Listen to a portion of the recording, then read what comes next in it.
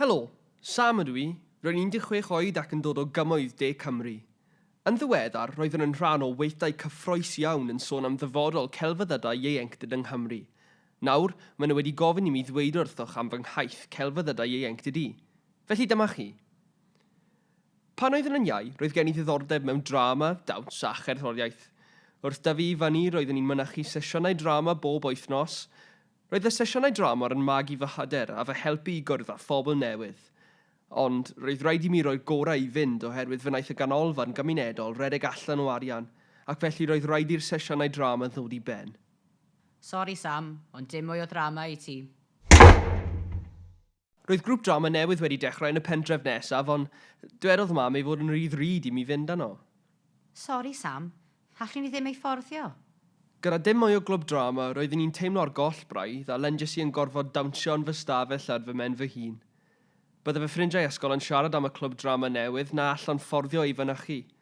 Roedd yn swnio'n llawer o hwyl a byddai'n bob amser yn dweud faint o amser da roedd yn ei gael.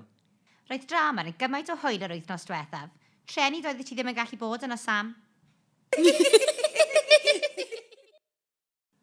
Roeddwn i'n teimlo'n ynysig ac yn unig. Pam ei fod yn mor anheg na allan fod yn rhan o'r grŵp? Roeddwn I wir yn gweld eisiau creu a pherfformio. Daeth mam ar draws hysbyseb ar gyfer y sesiynau datblygu Celfyddydau Ieuenctid ar gyfrannau cymdeithasol. Sam, byddai hwn yn cyfle da. Gelli ti cwrdd â phobl newydd sydd hefyd yn mwynhau'r celfyddydau. Mae hefyd am ddim I gofrestru. Roedd mam yn iawn. Fe wnaeth y sesiynau fy ngalluogi I gwrdd â phobl newydd a siarad â sefydliadau celfyddydol mawr fel Celfyddydau Cenedlaethol Ieuenctid Cymru a rhwydwaith Celfyddydau Ieuenctid Cymru. Roeddwn i'n teimlo nerfus yn mynychu ar-lein fy hun, ond wnaeth yr holl hwyluswyr Celfyddydau Ieuenctid wneud I mi deimlo'n gyfforddus yn syth bin. Hei boys, mae'n hyfryd cwrdd â chi gyd. Ti ar mute? Wps, sori. Hei boys, mae'n hyfryd cwrdd â chi gyd.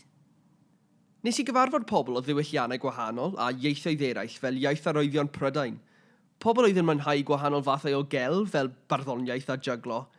Roedd yn anhygoel, roedd croeso I bawb. Fe wnaethon ni chwarae gemau ac roedd cwestiynau mawr yn cael eu trafod. Roeddwn i'n teimlo bod fy llais yn cael ei glywed. Dywedodd rhywun. Dwi'n meddwl bod trafod pethau yn wych, ond rydyn ni'n genedl o siaradwyr ac weithiau rydyn ni'n gallu siarad gormod. Mae hi'n dda o gweithredu hefyd. Roeddwn i'n cytuno. Allwch chi ddim gwneud drama heb weithredu. Ar ôl fy ail weithdi, fe wnaethon ni greu cynllun I achub Celfyddydau Ieuenctid yng Nghymru. Enw hwn oedd argymhellion allweddol. Roeddwn I mor gyffroes am y camau nesaf, redes I lawr y grisiau I ddweud y cyfan wrth mam. Sam, ti wedi cynhyrfu'n lan. Sut oedd y gweithdai?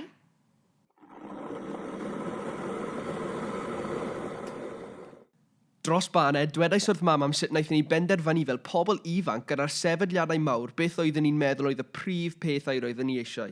Ti eisiau bisged? Yeah, please. Be bynnag. Y peth cyntaf oeddwn ni eisiau oedd rhwydwaith Ieuenctid.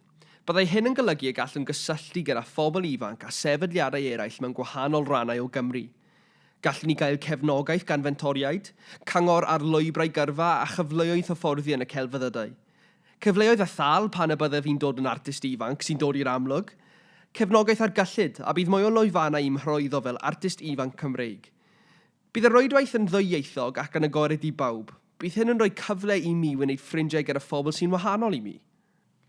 Wel, mae hynny'n swnio'n wych. Sut bydd pobl yn dod I wybod amdano? Bydd sefydliadau celfyddydol a'r cyfryngau cymdeithasol rhoi gwybod I bobl ifanc. Hefyd, gall y rhwydwaith weithio gydag ysgolion, colegau, prifysgolion a chanolfannau cymunedol. Byddaf yn dweud wrth fy hoff ffrindiau amdano. Yr ail beth oeddwn ni eisiau oedd ein lleisiau yn cael eu clywed fel pobl ifanc. Pwy oedd ti eisiau I clywed y lais? Wel, Cyngor Celfyddydau Cymru. A yw nhw yw rhai sydd ar holl bwer? Wel, mwy neu lai. Sut allwch chi gael nhw I brando? Wel, dwi'n meddwl y gall grŵp lliwio neu bwrdd ieuenctid helpu sicrhau bod ein llais yn cael ei glywed.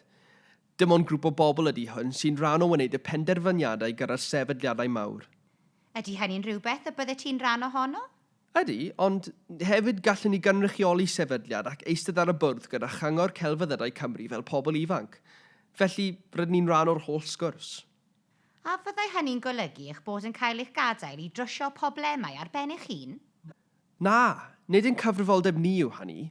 Ni ddylai'r bobl ifanc cael eu penodi i drwsio broblemau am y celfyddydau ieuenctid. Dylai dyfodol celfyddydau ieuenctid fod yn gyfrifoldeb y dylai cael ei rannu ar draws bob lefel yn gyfartal. Rhywbeth arall a fyddai'n helpu'r problem yw cyllid wedi'i neilltio. Beth yw cyllid wedi'i neilltio? Mae'n arian sydd yn benodol ar gyfer celfyddydau ieuenctid, fel pot ariannu celfyddydau ieuenctid. Mae'n golygu y gall sefydliadau wneud cais i gadw celfyddydau ieuenctid yn fyw ac i ffynnu. Os byddai hwn mewn lle, efallai na fyddai fy nghlwb drama wedi cael ei gau i lawr. Hefyd, gallai fod yn gyfle i bobl ifanc wneud cais uniongyrchol am arian. Fe allet ti wneud drama dy hun wedyn? Yn union, ond y peth pwysicaf yw bydd yr arian hwn ar gael i wneud cais amdano. Fel i'r iaith rwy'n ei ddefnyddio, ni ddylai fy atal rhag bod yn llwyddiannus gyda fy nghais. Na, wrth gwrs hynny, Sam. Mae'n hyfryd dy weld i'n cyffroes am y celfyddydau eto. Rwy'n teimlo bod cael y rwydwaith cryf yma o dy gympas yn gefnogol iawn. Mae pawb yn heiddi'r cyfle i cymryd rhan yn y celfyddydau, boed am hwyl neu am yrfa. Dwi mor falch ohono ti, Sam. Mae pobl ifanc angen platfform i rannu eu llais. Ar ôl dweud wrth mam am y gweithdai datblygu celfyddydau ieuenctid, fe wnes i gyflwyniad yn yr ysgol am rhywbeth rydw i'n teimlo'n gryf amdano. Tawel nawr, Sam sy'n nesaf. Croeso i fy nghyflwyniad ar gelfyddydau ieuenctid. Dyma'r nodau canolig a hir dymor. Dylid cael mwy o weithdai i edrych ar y syniadau hyn a creu rhwydwaith celfyddydau ieuenctid ar gyfer pobl ifanc, ond hefyd grŵp i fwydo i mewn i broses gwneud penderfyniadau cyngor celfyddydau Cymru. Dylai fod cyfleoedd i bobl ifanc wneud cais ymgyllid yn uniongyrchol gyda'r cymorth cywir. Dylai fod proses ymgeisio hygyrch, lle gall artistiaid a sefydliadau wneud cais mewn ffordd greadigol a hwyliog, heb unrhyw iaith gymleth. Trwy fy siwrne celfyddydau ieuenctid, grandawyd arnaf a chefnogwyd fy anghenion. Rwy'n edrych ymlaen i fod yn ysgrifennu fy sgript fy hun ac yn datblygu syniadau ar gyfer fy nyfodol yn y celfyddydau, gweithio gyda phobl o'r un anian i adrodd ein stori ni.